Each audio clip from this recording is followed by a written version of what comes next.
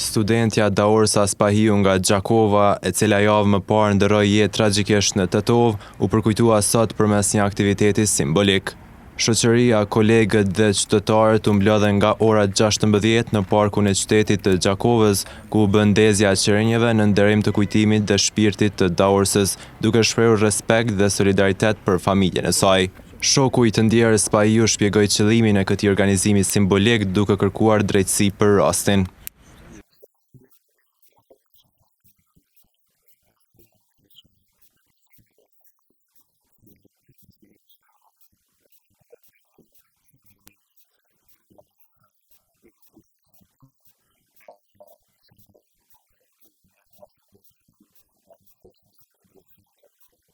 Tutje Zhubi zbuloi edhe mesazhin që përcjell ky organizim.